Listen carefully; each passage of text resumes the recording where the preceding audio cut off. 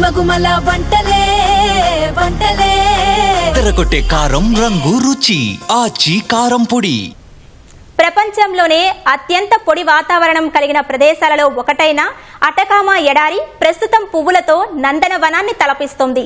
ఏడాదికి సగటున 2 మిల్లీమీటర్ల కంటే తక్కువ వర్షపాతం నమోదయ్యే ఈ ప్రాంతం ఈసారి పుష్పాలతో కలకలలాడుతోంది. ఈ అద్భుత దృశ్యాన్ని చూసేందుకు పర్యాటకులు సైతం పెద్ద సంఖ్యలో తరలివస్తున్నారు. ప్రపంచంలోనే అత్యంత పొడి వాతావరణం కలిగిన అటకామా ఎడారిలో పూల తోట అందరి దృష్టిని ఆకర్షిస్తోంది.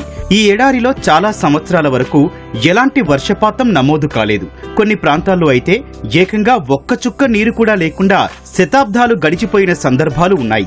అయితే ఈ ఏడాది కురిసిన వర్షాలతో అటకామా ఎడారిలో ఒక్కసారిగా రంగురంగుల పుష్పాలు వికసించాయి.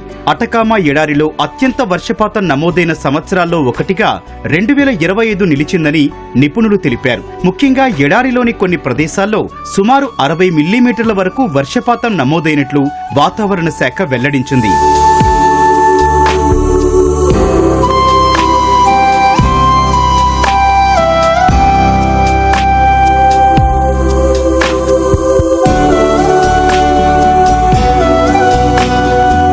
అటకామా ఎడారిలో 200 కంటే ఎక్కువ జాతుల పుష్పాల విత్తనాలుంటాయని చిలీలోని నేషనల్ మ్యూజియం ఆఫ్ న్యాచురల్ హిస్టరీలో బాటనీ విభాగానికి చెందిన చీఫ్ క్యూరేటర్ విక్టర్ ఆర్డిలెస్ తెలిపారు. అమెజాన్ బేసిన్ నుంచి వచ్చే తేమ ప్రభావంతో ఎడారిలో వర్షాలు పడతాయని చెప్పారు. ఈ విత్తనాలు మొలకెత్తడానికి కనీసం 15 మిల్లీమీటర్ల నీళ్లు అవసరముంటుందని పేర్కొన్నారు. పువ్వులు పరిమళించడానికి నీటితో పాటు సూర్యకిరణాలు, తేమ శాతం కూడా కీలకంగా వ్యవహరిస్తాయని తెలిపారు. వర్షాలు పడే సమయంలో వికసించే ఈ పువ్వులు ఎడారిలో శాశ్వతంగా ఉండవు.